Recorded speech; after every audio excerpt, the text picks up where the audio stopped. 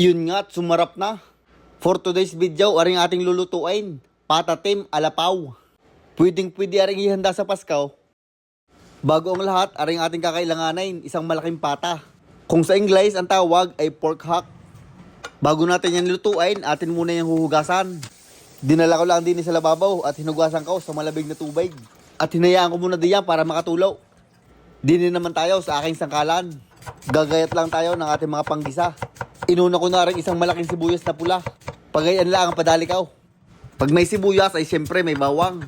Nagpitpit lang ako diyan ng isang buong ulo ng bawang. Ginayat ko lang ng hindi kalakihan at hindi din kapinuhan. Yung pansaktuhan lang parang ganire. Aring sunod, pwedeng wala, pwedeng may round. Luyang maliit lang. At yan lang ating gagamitin panggisa. Labasin ang kawalay at ating sisimulan na. Nagpainit lang ako ng kawalay, sabay naglagay ng mantika. At pag ramdam nyong mainit na mantika, ay huwag nyong hahawakan. Atin na ipiprito aring pata. Ipiprito lang natin are hanggang maging garne ang kulay. Siguro yung mga 1.5 minuto sa malakas na apoy. Pati mga tabihan atin ding ipiprito. Para yan ay talagang malasang malasa. Pagkaprito ng ating pata, atin munang itatabay. At babawasan natin ng mantika din sa kawalay. Magtitira lang tayo ng garne kaunti para tayo magigisa din ng bawang at saka aring sibuyas. Inilagay ko na nga din pala diyan ang kapirasong luya, 4 na pirasong laurel at saka 3 pirasong star anise. Gigisahin lang natin yan hanggang maamoy na ng kapitbahay. O hanggang maging garne ang itsura. Bago sa atin ang ilalagay, aring ating piniritong pata. Binuhusan ko lang ng kaunting tuyo. Mga siyam na taktak na ring oyster sauce. At meron din na rin kalahating tasang pineapple juice.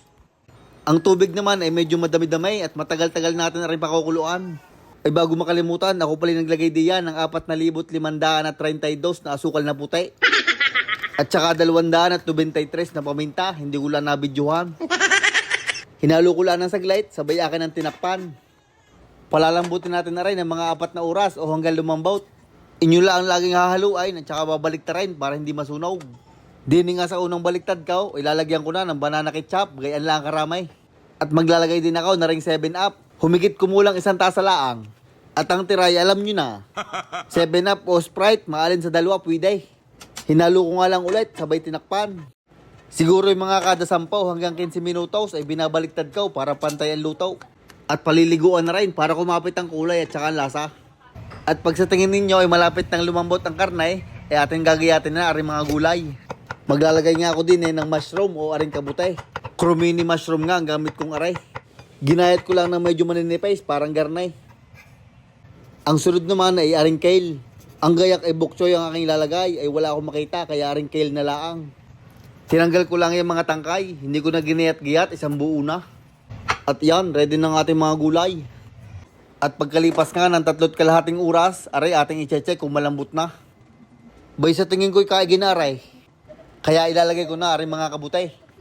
Hahaluin ko lang ng bahagya at tatakpan ng mga 10 minuto. At pagkalipas noon, atin naman papalaputin na ring sabaw. Gagamit lang ako diyan ng slurry o yung cornstarch na may tubig. Tinansya ko na lang kung gaano kalapot.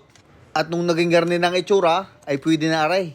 Saktong-sakto lang ang lapot, kumakapit sa karne. At pagkagayaan na, ilalagay na natin aring kale. Uulitin ko kung meron kayong bok choy, ay mas mainam iyon. Ipinalibot ko lang iyon, sabay tinakpan ko na uli. At pagkalipas ng mga 5 hanggang 7 minuto, ay iyan, luto na ang ating patatim. Ay ultaw na yung butaw.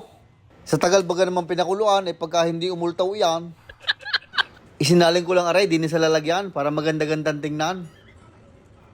Ay pwedeng-pwedeng ang ihanda sa Pasko aring patatim. Itsura pa lang ay talagang nakakagutom na. Ay sandok na kayo ng kanin at sumabay na kayo sa akin. Akong bahala sa inyo, ikakain ko kayo ng ulam. Aboy napakalasa ng ating padaling iyon. Saktong-sakto ay sa ating kanin.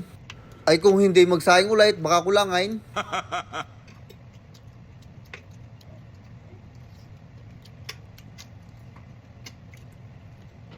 Utoy, ang laway, pahidet, baka kumayat. Ay iyon, hanggang din na lang ang bidyong aray. Maraming salamat sa inyong palaging panonood. At sa mga hindi pa nagpa-follow diyan, din sa page, ay mag-follow na at aalis na tayo.